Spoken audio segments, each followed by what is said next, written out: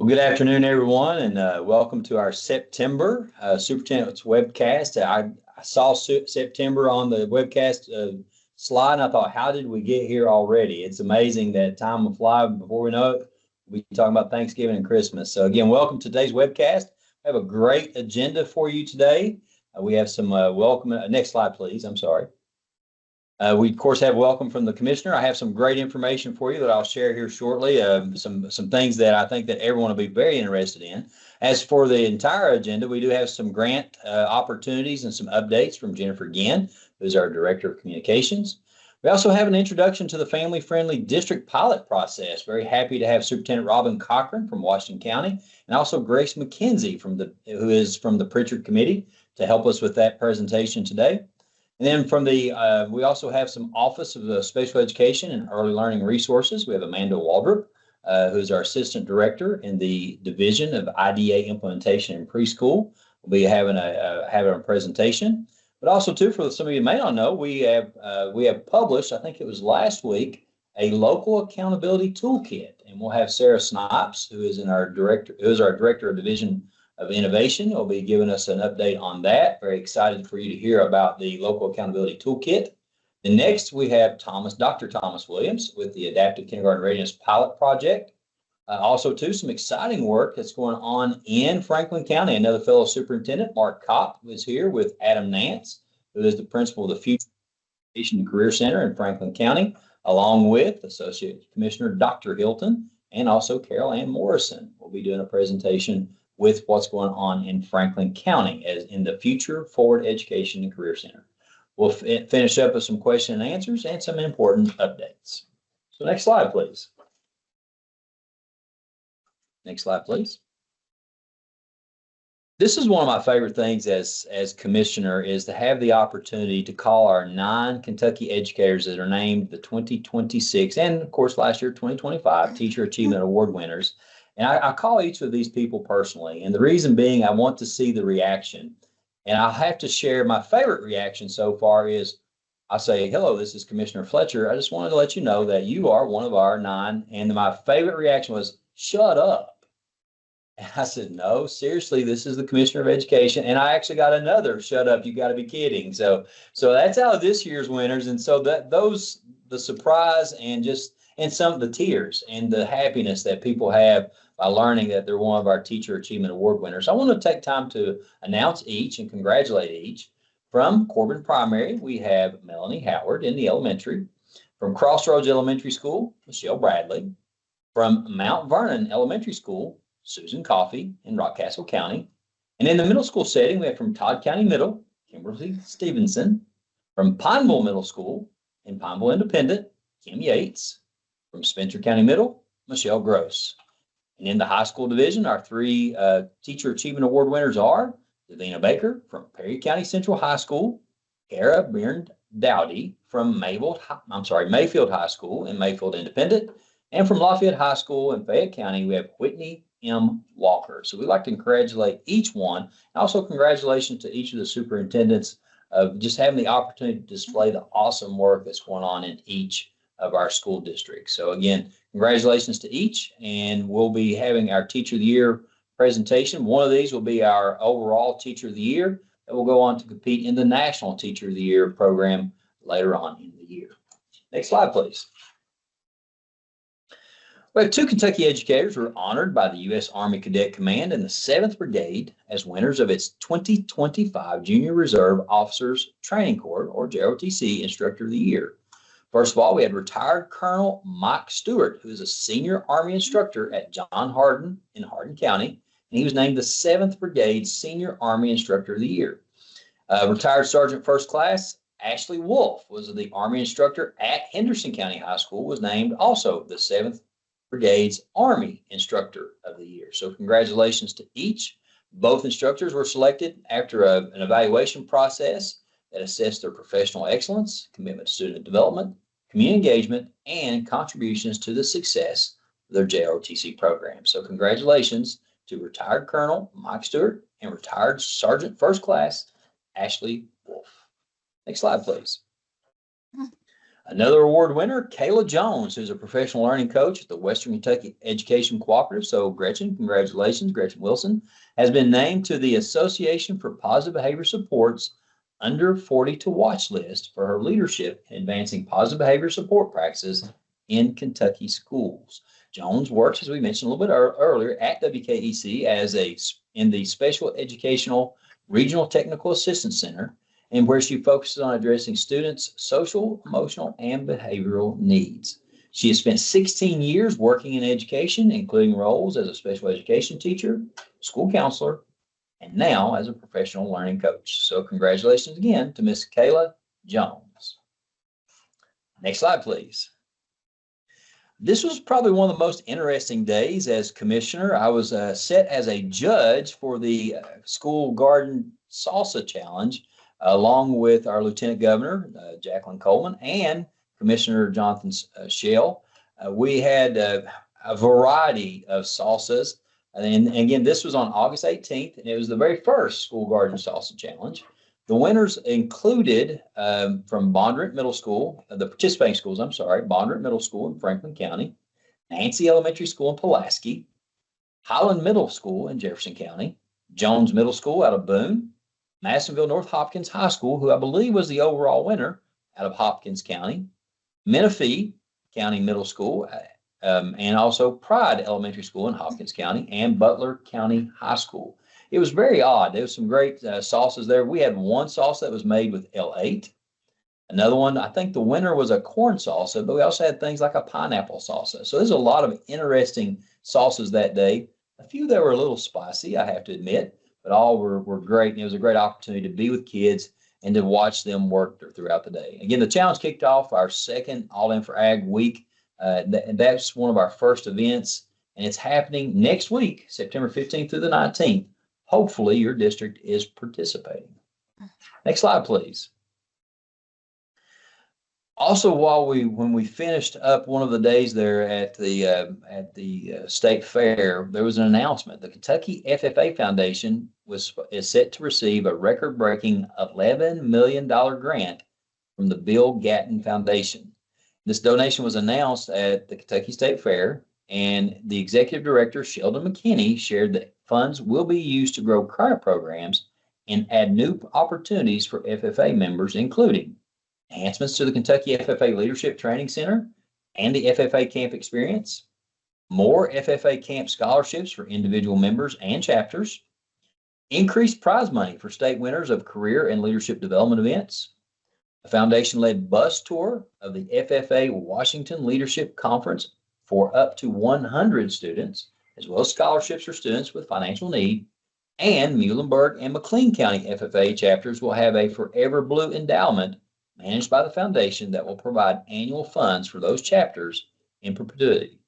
Now, as one of the great things there is, my understanding is Mr. Gatton was a part of FFA, and a lot of his leadership work he attributes to the time he spent in FFA. So this was an amazing amount of money. It's the largest grant to any FFA foundation in the country. So we're very thankful for that. And congratulations to all those that are a part of the work that's going on in our FFA programs. Next slide, please. Just want to remind our districts, in case you haven't seen this, to make sure that you realize that in accordance with House Bill 622, KDE shall reimburse local school districts up to $20,000 for each campus. Again, this is very important. For each campus employing at least one on-site full-time certified school resource officer. Once each local district has staffed and continues to maintain one school resource officer for each campus in the district, the local district is then eligible to apply for reimbursement for additional assistance in funding salaries for school resource officers, except that the assistance allowed under this paragraph shall be limited to funding available, so essentially first come, first serve, and no more than one resource officer for each academic building. So again, one of the issues that we had when this bill was, when this was first enacted, was it was $20,000 per campus.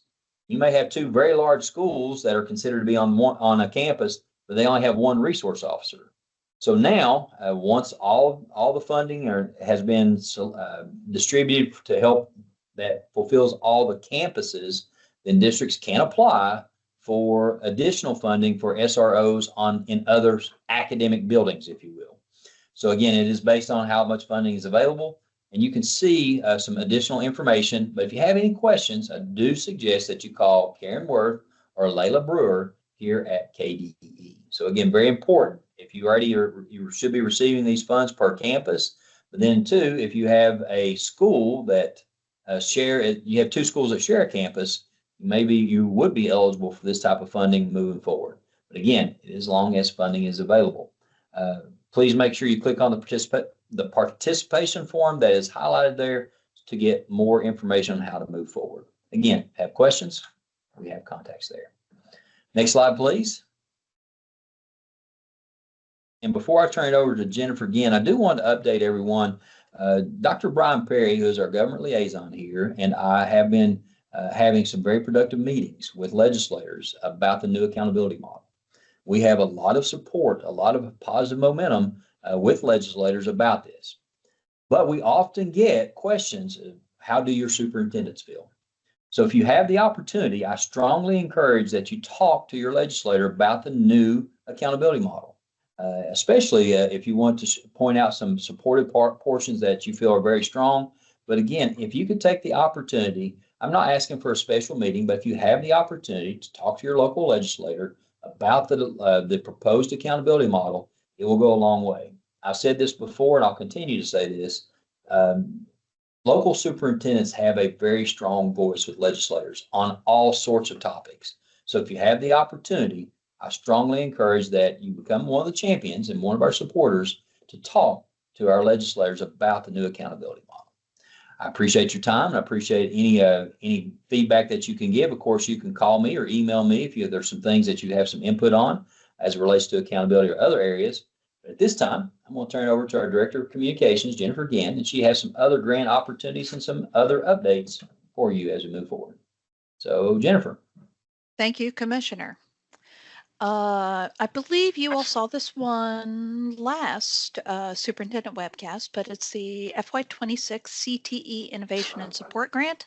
Applications are due November 20 at 4 p.m. Eastern Time. Award amount is $100,000 and there's no matching fund requirement. The purpose of the grant is to support innovation in new or emerging career fields. The school district must submit a separate application for each CTE school or CTE program in a comprehensive high school. Area technology centers can submit an independent application. And our second one is FY26 Read to Achieve grant. Applications are due November 3rd at 4 p.m. Eastern Time. The award amount is $70,000 per year up to 4 years, and there is a matching fund requirement. Purpose of the Read to Achieve grant is to help teachers and library media specialists improve the reading skills of struggling readers in kindergarten through grade 3 who read at low levels and need accelerated learning. An important update, though, for this grant cycle, salary is once again an allowable expense. So you applicants are responsible for monitoring the KDE Competitive Grants webpage for amendments and updates to the posted RFAs. If you the link, there's the link to the KDE Competitive Grants webpage, and you can also email Jennifer Bryant if there are any questions. We are looking for new members of the KSD Advisory Board. Kentucky School for the Deaf Advisory Board is to act in advisory capacity to assist local leadership and make recommendations to the Commissioner of Education concerning all areas relating to the effective operation of the school. A majority of the board's membership shall be persons who are deaf or hard of hearing. You can see the membership list there. Self-nominations are being accepted for a member of the Kentucky Association for the Deaf and a school district representative. The self-nomination form is linked there, which must be submitted to Shannon Sparkman by September 11th at 4 p.m. Eastern Time. So this is coming up quickly. So if you know some people who would be a good representative on the board, please share that link with them. We are still accepting applications for the 2026 U.S. Senate Youth Program. It's a merit-based program that takes the most outstanding high school students from around the country to Washington, D.C. for a week-long study of the federal government and the people who lead it. This is a great opportunity for the 2 Kentucky high school students who are selected this fall. Each of them will receive a $10,000 college scholarship in the name of the U.S. Senate, which is just amazing, with encouragement to continue coursework in history, government, and public affairs. High school teachers, principals, certainly superintendents are encouraged to nominate qualified high school juniors and seniors to apply. There's a link to the application, and these are due by September 29th. We have a couple of things with mathematics coming up. We're seeking public comment on current mathematics standards. The public comment survey is open through October 3rd. You have more than likely seen, we shared information about it in a KDE press release. There's a link to that in the slide. Additional announcements will appear in the Commissioner's Weekly Message and the Standards newsletter. Please share this within your local community. We always like to get a lot of comments. Questions may be directed to KDE Division Director Crystal Rowland. We are also seeking Mathematics Standards Committee members. The link is in the slides for the application for participation on the Mathematics Standards Review Committees. It's open through October 3rd. So please share this with your mathematics teachers, instructional leads, building administrators. We also have a link to the press release that was sent out on August 29th. More information will appear in the Commissioner's Weekly Message and the Standards newsletter.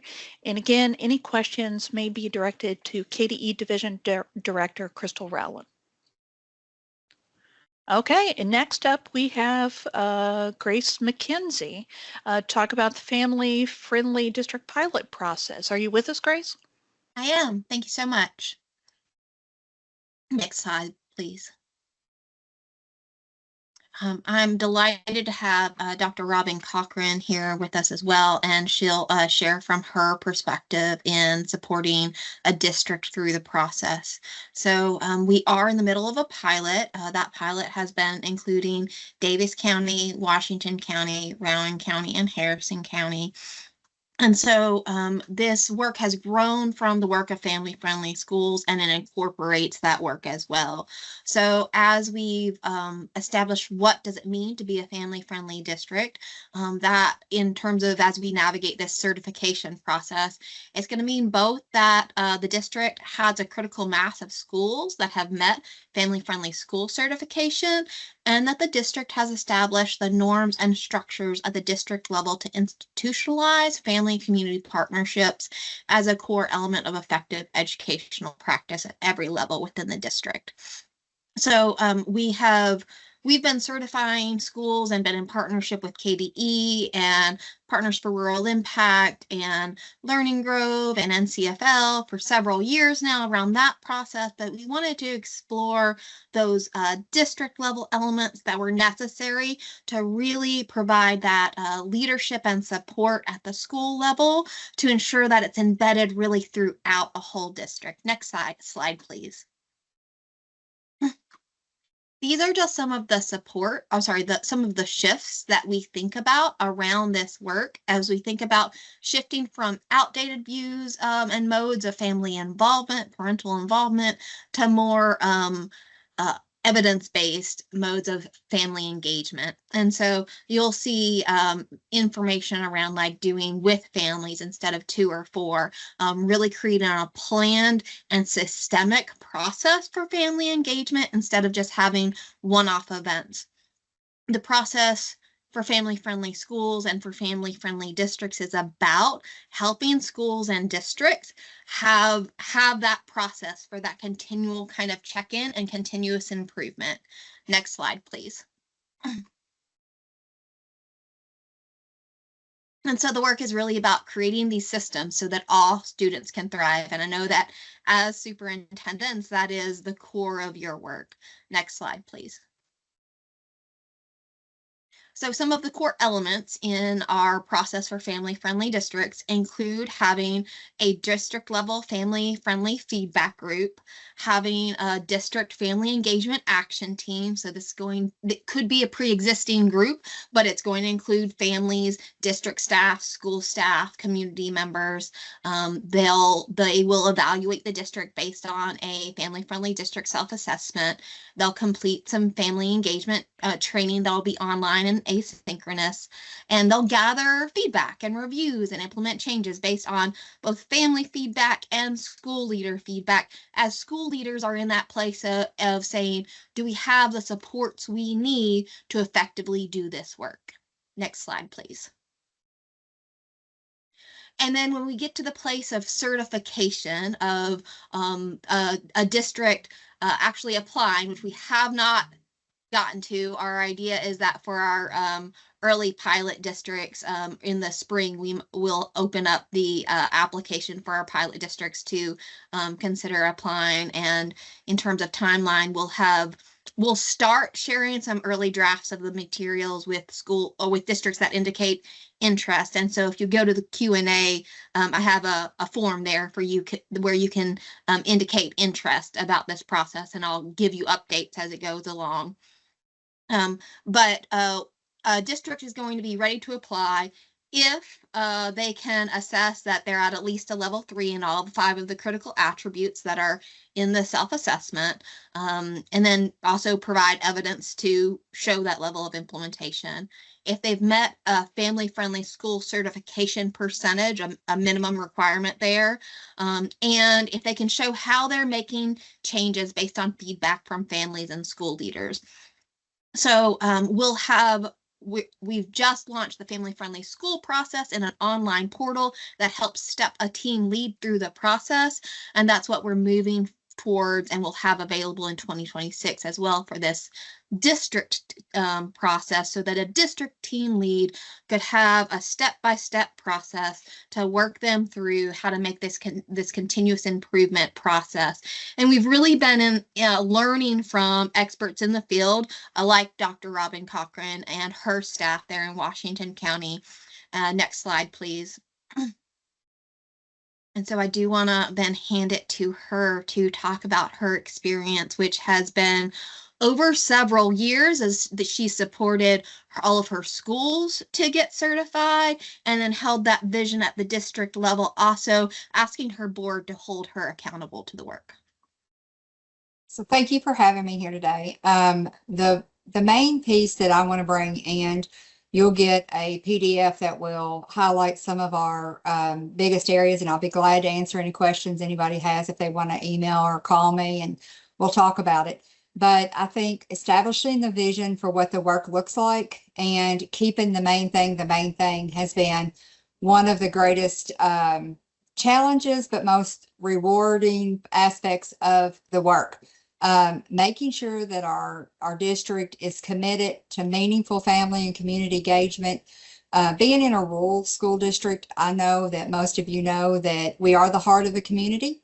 And this certification reinforces that the role that we are playing makes families true partners in the learning for their child and what their hopes and dreams are. The alignment with the work was very specific to our strategic plan. The L3 work that we are doing and developing of the goals for the whole child, making sure that our local laboratories of learning, the work was emphasizing leadership that prioritized inclusive practices for our families, making sure that the community and student voice was valued and considered. It also strengthened our innovative learning networks, our ILN work, making sure that we embedded family engagement as the key lever for our innovation, and the equity piece that we were working on, making sure that the profile of a learner that we developed was called Commander Ready, because we're Washington County Commanders. And after we became gold certified for the family-friendly work, and that community-based accountability piece that came along with it, it supported all of the work that we were doing and held us accountable for those aspects. Another piece of the puzzle was the work that we were doing with place-based education with the National Rural Ed Association and the Kentucky Rural Ed Association, and ensuring that all of these layers aligned and were supported to create what the vision was that we were working toward. We've moved beyond one-time events. They aren't random acts of just family involvement. We are thinking deeply and intentionally about when we bring families to the table and we ask them for their voice and their opinion, we think critically about what they are saying to us and find ways that make what their hopes and dreams are for their children a reality. The equity and the access piece in a rural context, our families face barriers like transportation, internet access, and work constraints, but our model ensured like an equitable access. We made sure that we paired events and activities and opportunities for feedback with events that they were already going to be a part of. For example, we recently built a new athletic stadium to house football, and we're getting ready to start baseball and softball complex. We wrote a grant. I had this vision, and I talked to people, and they were like, I don't know if we can make that happen. And I said, well, let's talk about it. When families talk to us about they want to bring their younger children to the baseball games or softball games or football games, they said there's nothing at a high school athletic complex for our children to do. We're putting in a playground, and an athletic part of the back of the stadium is a place, a picnic area. We want the schools to be the hub of our community where people can come and just walk on the track at night or just have fun and enjoy watching a ball game with their kids or celebrating the band performing, and also allow their younger children to play in a playground setting on a high school campus. I don't know if that's been done, and it's quite weird sounding to some people, but we're going to make it happen, and we're excited about it, and the feedback has been tremendous. We've tailored strategies that reflect the community's unique strengths and challenges. We want all the families to feel welcome and respected, involved. If they don't, we ask them to give us feedback, and we talk about perceptions and how perceptions are realities, and we try to address those things. Now, when you're thinking about most of these things that I've talked to you about are qualitative, and as you know, quantitative is what usually gets listened to. And so the impact on our student success, I am so excited to report we delved into chronic absenteeism was one of our main focuses for last year. From 22 to 23 school year to 23-24 school year, we've looked at that data, and ending now, we had a decrease by 5.47% across the entire district. All schools had a decrease in our absenteeism. And that's the core part of improving instructional outcomes, as you know, and not just an add-on, because if we can get kids in our buildings, then that means that we have access to them, and that's when the learning occurs. We want our community as a learning partner. Families are not just supporters, but they're collaborators, and this culture of two-way communication. We don't just ask them for donations. We ask them to come and support and be a part of. We want to be a statewide model for how this looks in communities and authentic partnerships. And we've built larger tables so that everyone can have a seat at our table. But the accountability piece is something that we've been sticklers about. All my principals know they are self-guided and self-directed on their PGPs. However, they better not show up for those meetings without a goal related to family-friendly work and the community involvement.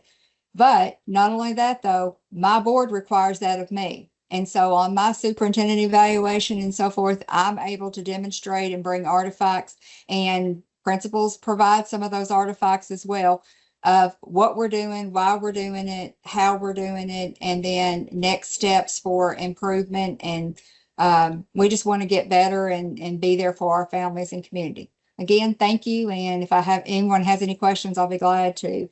We're not there yet. We do hope to be one of the applicants for the district-wide, but all of our schools in Washington County are family-friendly certified, including our preschool, and we're very proud of that work.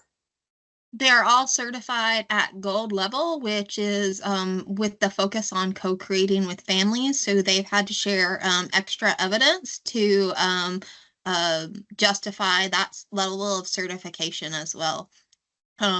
It is the family-friendly school process, next slide, please, is one that if you are at all interested in trying to navigate the district process, setting the expectation that your schools would go through the family-friendly school process, which is up and available and publicly available, that is aligned in a lot of the ways to the to what I said in terms of what the district process looks like. The district process really mimics the school process, except for there's a few differences there, but the elements of having a team, evaluating the school, having family feedback, making a plan, making improvements based on that feedback are all there, as well as sharing evidence to show that that the school is at a level 3 on the rubric. The rubric is different to reflect the school space. We also, as Dr. Cochran mentioned, when she referenced her preschools there, we have a process that is also aligned that focuses on early care and education programs. So whether that is preschools in your school or public childcare settings across the state can also go through that. And that process is aligned with Kentucky All-Stars in that if a early care and education program gets that certification, it counts for all 10 points in the family and community engagement domain of All-Stars. Next slide, please. And so, as I mentioned, there is a link there in the Q&A that has a family-friendly district certification interest form. If you're interested in getting updates about this work, you can put your information there. I'll follow up with you. And then my also immediate suggestion, if you're like, yes, we need to start on this process, again, just try to set the expectation that your schools start a family-friendly school process.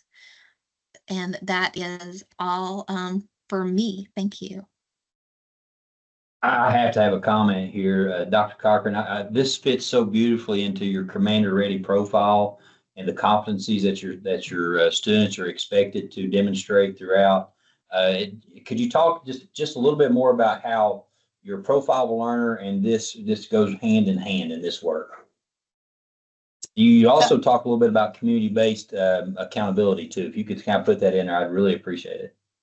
So as you know, this work has been a journey over a length of time. And so making sure that we're not adding more to the more to the plate, but that it is a way to demonstrate what the focus is and giving our students a real authentic opportunity to be able to be, like, for example, effective communicators or empowered learners. It's very humbling when a kid stands up and says, I'm an empowered learner because I was able to do this, this, and this, and I advocated for myself, and they're in the 2nd grade.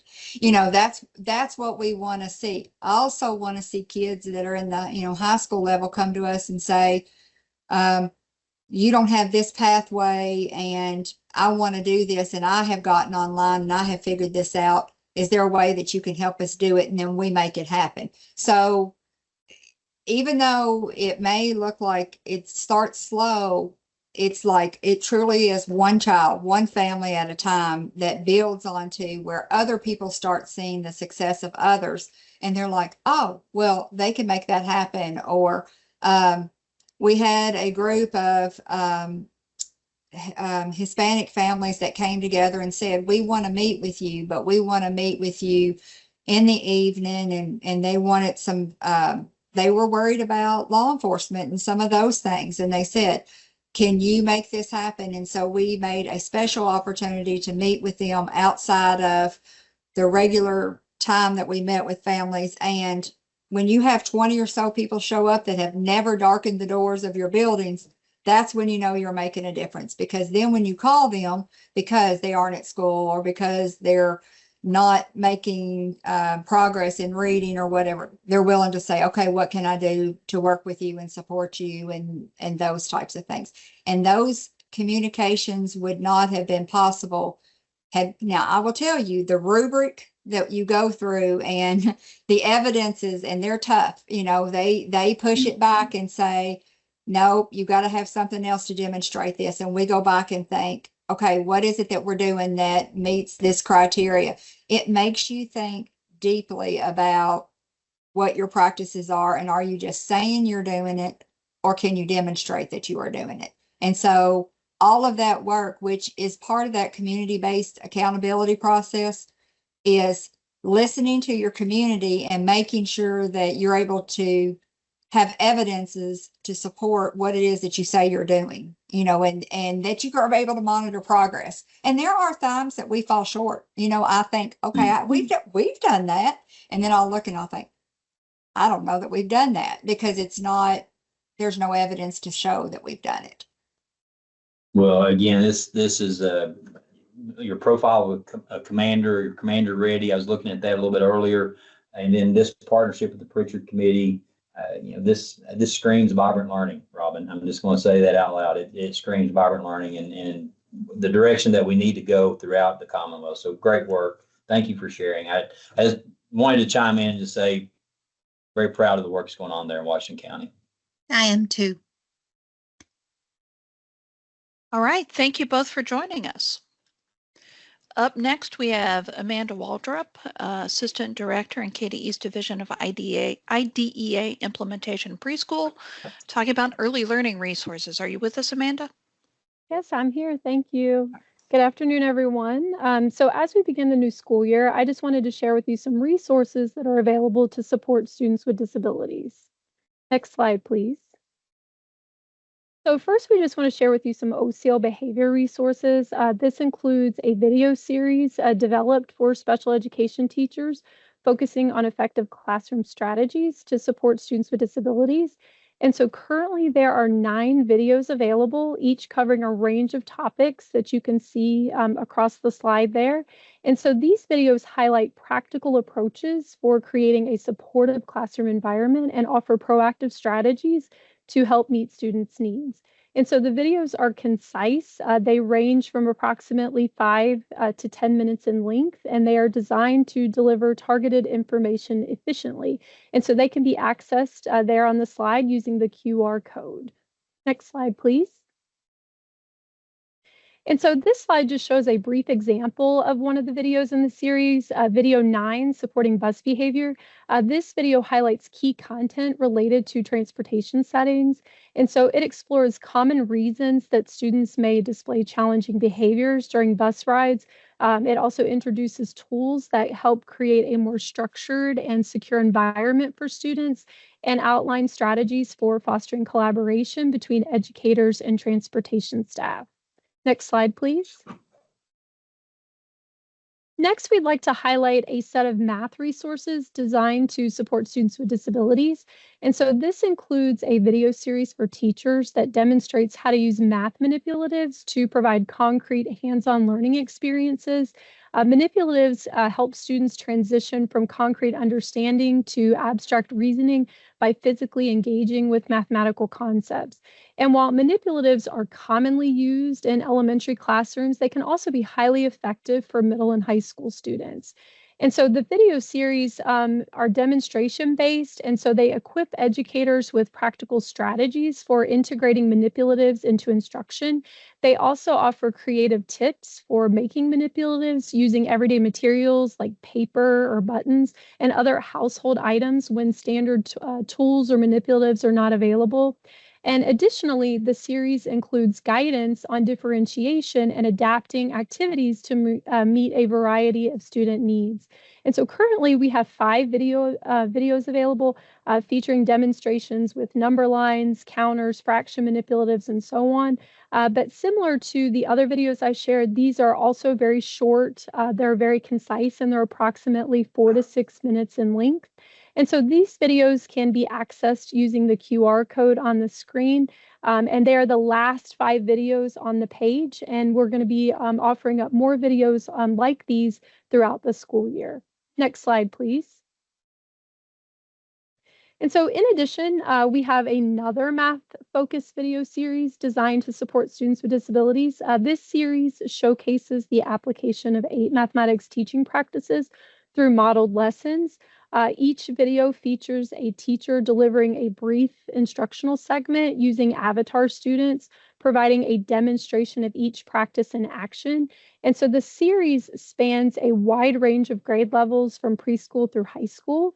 And so you can actually see the image on the screen there. That's a screenshot taken directly from one of the videos in the series so that you can see how the students and the teacher interact.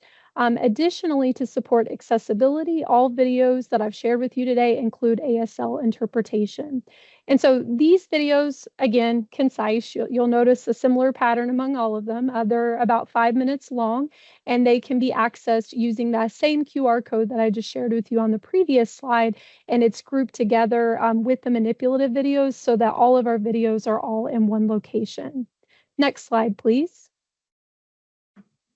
And so the resources shared today just represent a few of what's available to support students with disabilities. We also offer an instructional resources webpage, which includes a math toolkit that provides information on the 8 mathematics teaching practices discussed earlier. This toolkit features a walkthrough instrument developed in collaboration with stakeholders across the state to help measure the implementation of these practices. In addition, we have a foundational literacy toolkit that offers similar support for early literacy, featuring 8 instructional practices tailored to foundational reading and writing skills. And we're actually going to be releasing 4 videos this week that pair with that. And then we also have a Universal Design for Learning series or UDL video series, which models key UDL components, and they include video segments using the same avatar-based format as the math videos. And so all of these resources are accessible through the instructional resources webpage, which can be reached using the QR code on the screen. Next slide, please. So I've shared with you a lot of web-based resources today, but OCL has also launched a free professional learning community designed to support special education teachers called the Kaleidoscope Project. And you may be wondering, why it's called Kaleidoscope. Well, much like a kaleidoscope, which uses reflection to create colorful symmetrical patterns, this initiative emphasizes the power of reflective practice in teaching. By examining instructional methods, student feedback, and outcomes, educators refine their approach, creating visible, meaningful change in special education. And so the Kaleidoscope Project focuses specifically on specially designed instruction, or SDI, in the areas of math, literacy, and behavior. And so SDI involves adapting content, methodology, and instructional delivery to meet the unique needs of students with disabilities. So really, in essence, SDI is the heart of special education. And so each participating teacher receives a classroom kit at the conclusion of the community of practice filled with manipulatives tailored to support instruction in math, literacy, and behavior to help with delivering specially designed instruction. And so registration for cohort 2 is now open, and details have been shared with directors of special education across the state, as well as in a KDE news release. Next slide, please. And so these are just some of the key benefits of teacher participation in the Kaleidoscope Project. We've received really great feedback from educators in our first cohort, and so we're really excited to offer a second cohort to special education teachers across the state. And so if you'd like to learn more about the Kaleidoscope Project, there is an article published in Kentucky Teacher that provides more information, and you're also welcome to contact myself or Veronica Sullivan, which our contact information is on the next slide. Next slide, please. All right, so again, if you have any questions, feel free to reach out to myself or Veronica Sullivan, and our email address as well as our phone number is on the screen. And so thank you all for giving me the opportunity to share these resources with you today, and I hope you all have a great school year. Thank you, Amanda. Up next is Sarah Snipes, Director of KDE's Division of Innovation. Are you with us, Sarah? I am. Thank you, and good afternoon, everyone. It's great to be here with you, sharing a little bit about a new resource that we've created, really founded in the learnings that our team in the Division of Innovation has done for quite some time now with communities just like Washington County. Dr. Cochran, really appreciate you sharing not only a little bit of your story, but the coherence of all of the efforts that are really being poured into really making the best experience for students there in Washington County, and just one of many districts we've had the honor of learning from throughout this journey with local accountability for some time. As you know, Kentucky is in the middle of reimagining assessment and accountability, and we've heard time and time again that a single state test score just doesn't capture the full picture of student success. So communities are expressing that they want a richer story about what's happening in our schools, and we hope that this local accountability toolkit comes in to help support districts. It's designed to help districts highlight what matters most locally and connects them to the larger vision of United We Learn. Next slide, please. To touch on a little bit of the context and purpose behind this new resource document, as I mentioned, Kentucky's United We Learn vision is not something that we hope is implemented from the top down towards our districts and communities. Rather, it's a shared vision across Kentucky by Kentuckians and for the future of Kentucky's education system. And so the local accountability design guide and toolkit that we've created in partnership with districts and external partners as well really is meant to support districts as they design systems that elevate student agency and those vibrant learning experiences, reflect community values and priorities, and measure student success more holistically. So ultimately, with this resource, we hope to provide districts with practical supports to help them design credible, transparent, and community-driven systems.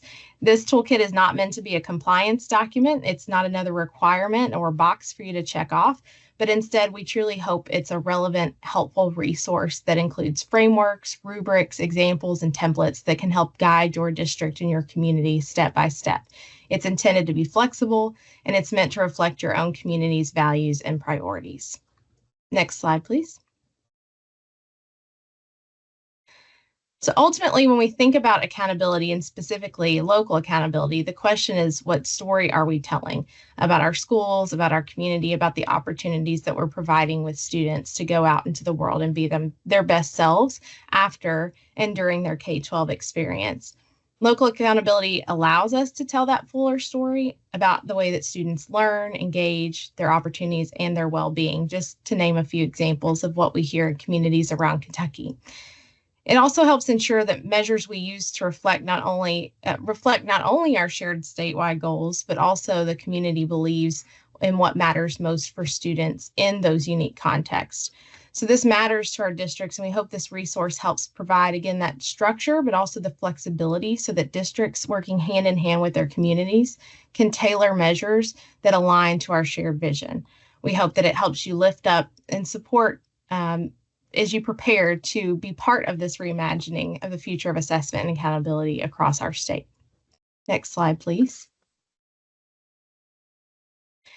Inside this design guide, you're going to find a number of resources. And again, it's not meant to be prescriptive or even linear at times. We hope that in the design of this toolkit and this resource, you're able to find yourselves wherever your district might be in its journey toward local accountability. As Dr. Cochran mentioned earlier, that might be in having developed or co-created with a community a local portrait of a learner. It might be in working around the design of performance assessments, implementing and designing vibrant learning experiences for students, or producing a dashboard that shares your story in a public and transparent way with your community.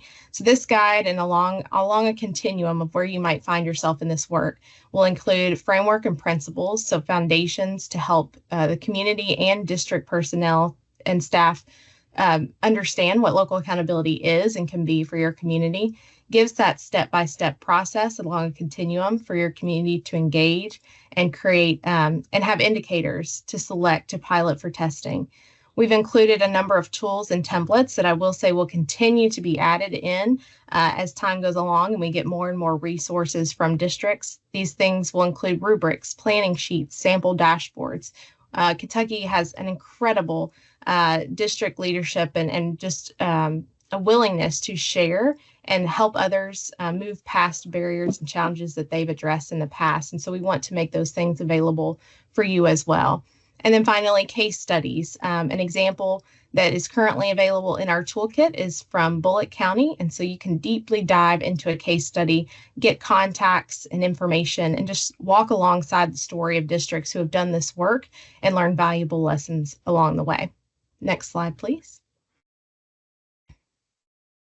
We do have a number of upcoming opportunities to help folks do deep dives into this local accountability design guide. Our team, as well as staff from the University of Kentucky's Next Generation Leadership and OVEX Elevated Studios, will be available during the Continuous Improvement Summit in Lexington later this month. On September 22nd and 23rd, we will have 2 separate sessions that will be designed to help folks explore this resource specifically.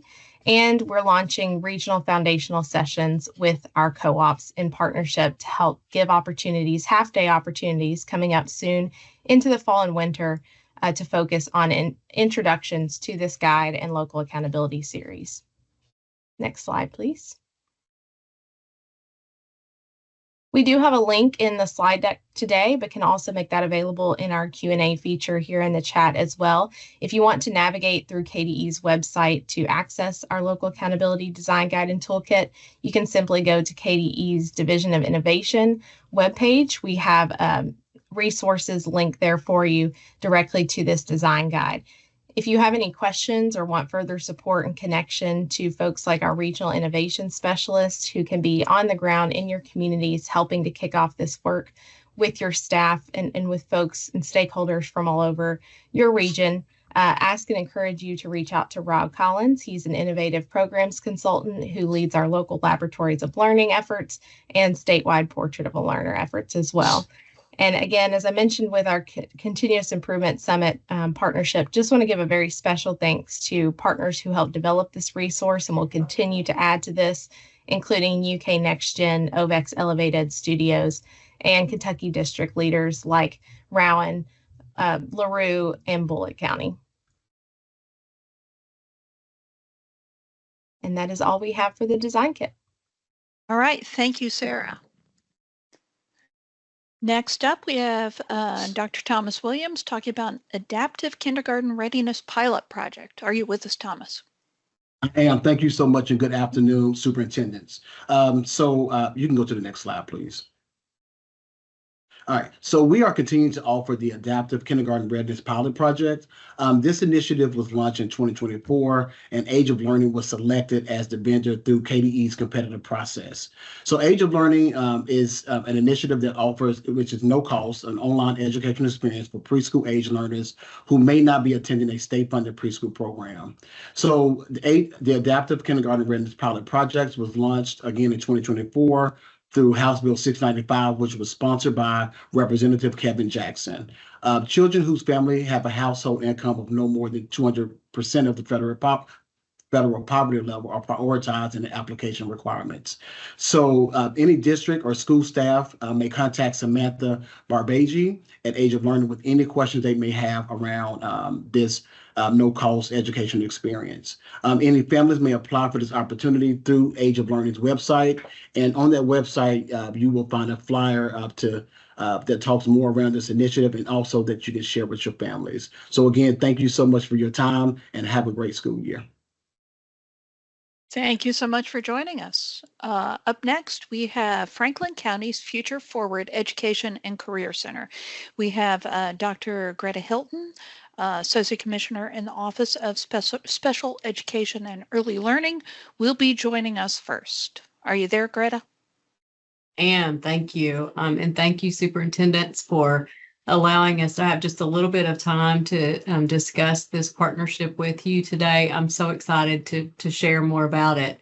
Several years ago, following a monitoring visit, Franklin County reached out to the Department of Juvenile Justice, the Future Forward Center in Lexington, and established this partnership.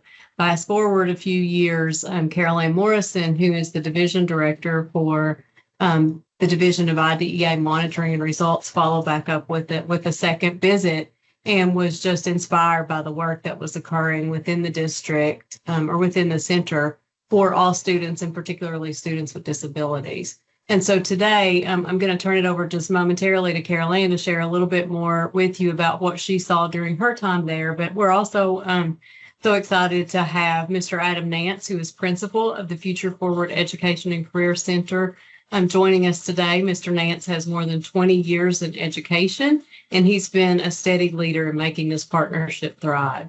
And then we also have Superintendent Mark Kopp, who is now in his 9th year leading Franklin County Schools and in his 32nd year in education. And again, his leadership as a superintendent has helped sustain and grow this unique collaboration.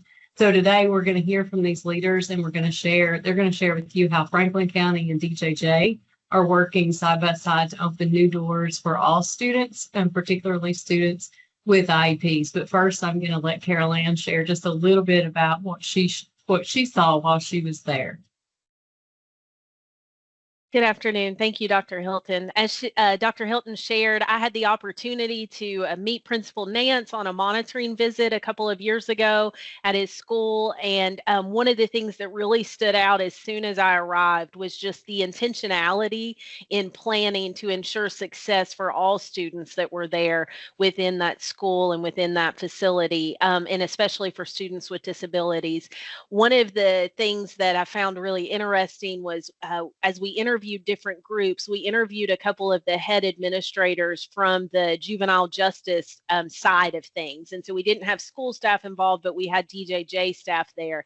And they just sang the praises of the school staff and the collaboration that was occurring between school staff and DJJ staff, which sometimes can be a barrier for students and can kind of be difficult within these facilities. But they really were emphasizing how there was a collaborative effort to support the success of students within this Future Forward Education and Career Center. So I'm excited to have Principal Nance and Superintendent Kopp here with us today so that they can share with you some of the great things that I got to see and experience when I was there on site. So I will turn it over to school district. Okay, thank you for having us today. We really appreciate it. I'll keep my remarks really short because I want y'all to hear from Adam. Just from a history perspective, back in 2020 in early summers, right in the height of COVID, the DJJ reached out to us in Franklin County and asked us if we would be willing to provide educational services for the Fayette County Regional Juvenile Detention Center. And we were thrilled to have the opportunity to provide those services. So we entered into an agreement with KEXAC, with DJJ, and with the Department of Education, and we worked very diligently to begin the process of providing educational services at Future Forward. And the most important part of that was hiring the right leader, someone who has one of the biggest hearts of anyone that I've ever worked with, and that's Adam Nance. So without further ado, I'm going to turn it over to Principal Nance and let him talk to you about what we're doing. Thank you, Superintendent Kopp, Greta, Carol Ann. Thank you all for allowing me to share this afternoon. This job was absolutely a dream come true for me. I serve a dual role in our district. I'm the principal of William Cofield High School, which is an A5 program in our district, as well as Future Forward Education and Career Center. That very first year, like Mr. Kopp said, in August of 2020, we knew we wanted to change our school name and identity. That first year, we just needed to get the ball rolling with school. And so that very first year on a student transcript was Fayette Regional Juvenile Detention Center. And so we worked hard after the school year to change that. So there's just not that perception. It may come up in a job opportunity later, but didn't want that to deter anything. Right in the height of the pandemic, DJJ allowed our program to be in person and allowed us really to get to understand what we were doing and what we had our hands on. We averaged about 20 students that first year, and there's really 2 students listed here that helped us really get the plane flying off the ground. And had a young man named Arthur who was 18 at the time, was going to be turning 19, who had credit and a half to his name. So we learned a lot about the GED program, knew we wanted to become a GED testing site, which we've done. But that year we got him ready, was able to move him to a different facility, and he earned his GED. There's also a second student, JJ, who first time we met really didn't hit it off. He had 17 and a half credits. And he was like, "Do you think I can graduate?" And I said, "You're asking the wrong question. The question is, do you think you can graduate?" And he kind of looked at me a little crazy. And really, it was those students that really set the groundwork for what we were doing. Next slide, please. That first year, we put in we had to put in our school network, both on the school and residential side. We were originally allocated 4 teachers, of which they all wanted to be dual certified, which that's very unique out there. We came up with an onboarding process that really allows us for 2 purposes, to really start a positive connection back to school. A lot of our students have not been going to school. And then secondly, I'm big on relationships. The sooner we can meet with the student and try to have a one-to-one conversation about their transcript, figure out what credits they have, what credits they need, and make an individual path towards graduation. That first year, we were able to start with 4 teachers, and DJJ allowed us to allocate one position specifically for special ed, that really allowed us to get going. Next slide, please. I'm huge on branding. Each school I've been at had played a role in that. Neither school had a true identity or school logo.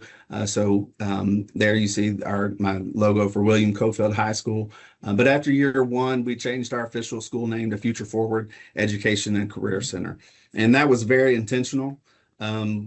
Met with teachers and we just started brainstorming. Down to the colors. Had to be very specific about colors and making sure colors weren't gang affiliated. I'm a huge Yankee fan, so if you go to the hex codes of the Yankees, you're going to see their navy blue and gray that will to match up. Our mascot is a champion racehorse. We sit right here in Lexington in horse country, so we're a champion racehorse right in the middle of the Blackburn Farm. Next slide. I'm going to show my age here. These guys were some heroes to me at a bright young age of 9 years old. You may not remember their nickname being called the Dream Team. Next slide, please. This is my dream team. Starting with the far left, we have Joe Von Bell. He's my math teacher. Anissa Johnson, social studies. Carrie Hyatt, science. Myself, Anita Gronwalt, who was my special ed teacher and now is our successful pathways coordinator. Jennifer Mio, my English teacher, and then Candy Stouty, who is my bookkeeper and records clerk. This is a picture for one of our graduations where, truly feel when a student graduates, we put on a graduation to make them feel special and celebrate and invite their family to attend those. Next slide. And you can go to the next one as well. Our classrooms look and feel like regular classrooms. I'm a huge proponent. I want this to feel like school. We've updated the paint color, school furniture, technology, just the overall visual appeal with content-specific anchor charts, outdoor scenery, pictures, photos, uplifting quotes, light covers that are particular to their classroom, career pathways, and then our PBIS expectations. Our PBIS anchor is champions go forward and leap, lead, empower, accountable, and proactive. Next slide, please. We operate on a modified block schedule. Instruction begins with teachers, begin with the content specific mini lesson, focus on some of the bigger content standards and foundational skills in their particular content. We do utilize the Edmentum online courseware. Mondays is our future forward time where we build in SEL skills, CASEL competencies, and then also the DJJ steps program. Wednesday, we have art on the move, or on the move art, and our treatment team meetings. And then Tuesdays and Thursdays, we have library checkout during English class. Next slide. Some of our community involvement, as I shared, on the Move Art Studio, Shakespeare Behind Bars. We typically do that in the spring. BCTC, we have a reality fair and career expo. We partner with the Wanda Joyce Robinson Foundation out of Frankfurt. Next slide. On the Move Art is with Miss Lenore Long. She's a retired elementary art teacher out of Lexington. We actually, right now, this is those are some of the artwork students have done here. They truly look forward to Wednesdays. I'm a big art and music guy myself. Really see it as a creative outlet for our students. Right now in Lexington, there's a traveling art exhibit that's going to open up Friday, September 19th at 6 p.m. at Christ Cathedral. Our students, as well as students from Warren County, there's a traveling art exhibit with On the Move art. Next slide, please. This is a look at Shakespeare Behind Bars. That's Keith McGill. He's with Arts for All, Kentucky and KDE. We kind of laughed when Shakespeare was brought up, but it truly is a unique experience where we are able to talk through Shakespeare monologues at the end of the 2 weeks. And I think I mentioned this, but we are an all-male facility and have been since December of 2022. The guys write their own share, typically as a rap, and they share out with our guests that are there for the day. But it's a neat moment to see them come together and collaborate to produce that. Next slide, please. This is our Career Expo. For those of you who don't know, state agency children go to school an extended 33 days. During these days, we try to extend the curriculum and move away from the day-to-day grind that you would see, typically on Monday through Friday. And this is one of those experiences.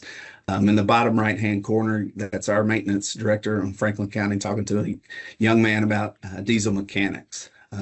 So it was a great time to bring in some of our community partners and give them a unique way to explore various careers.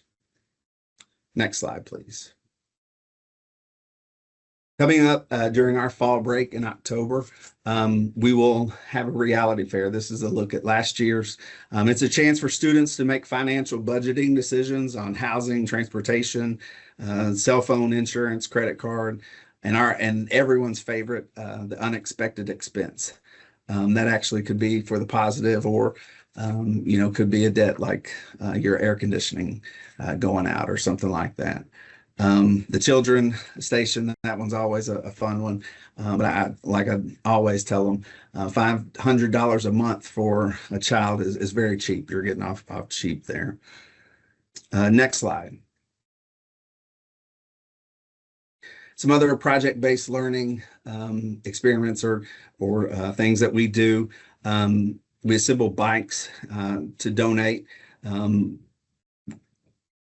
We also work with Break Free Education, which is a group that has lessons that are designed for our students who are incarcerated. And that's a look at a roller coaster made out of paper. And so there's, you can kind of see the red funnel at the top. You run a marble starting at the top and let it go down and around. But it's neat to see the guys work together to produce these experiments.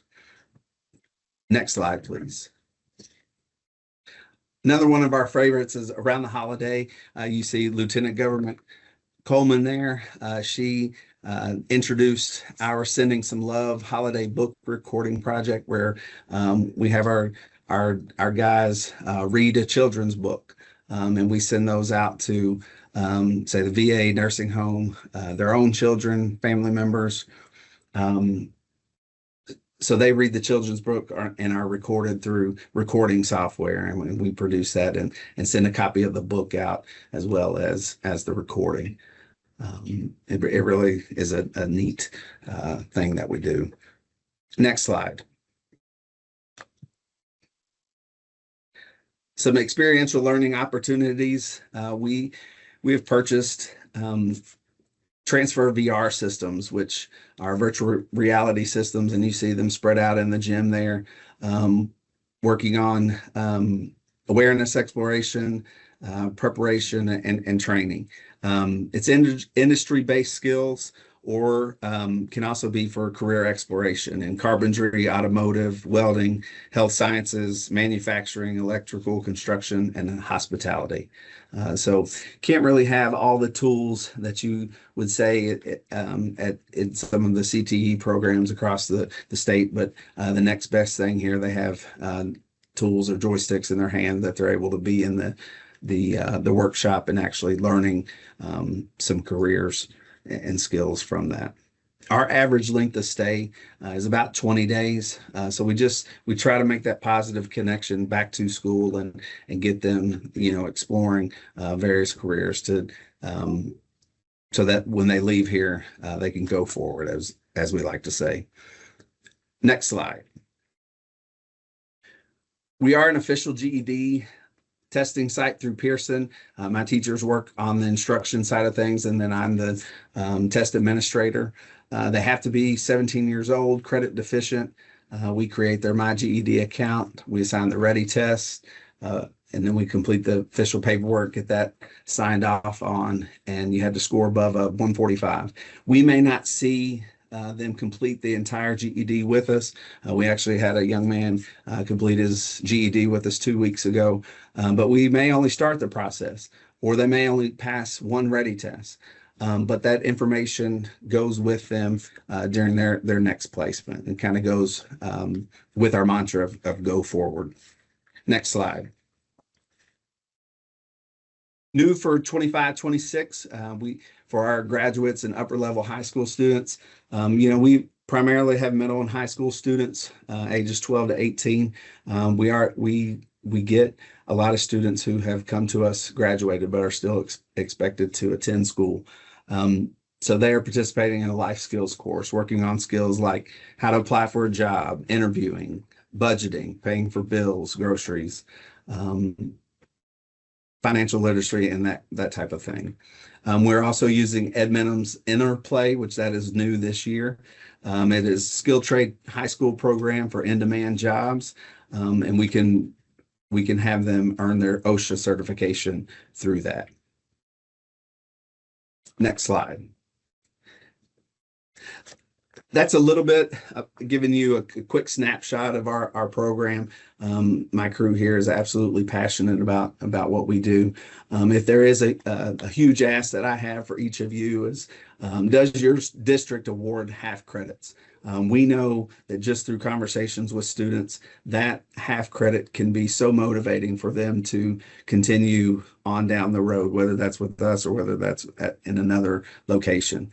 Many students have several enrollments during the school year to no fault of their own. It's just part of the system. And so by being able to offer half credits, they don't have to start back at ground level zero. I'm not sure how many of us would take a new job in a district and started back at zero level or 0 years of service of experience. And that's kind of the feeling they have, when they have to start back over. So that's kind of just an ask. And then last but not least, the next slide is my contact information. So thank you all again for allowing me the opportunity to share. Feel free to email and ask any questions. Really appreciate it.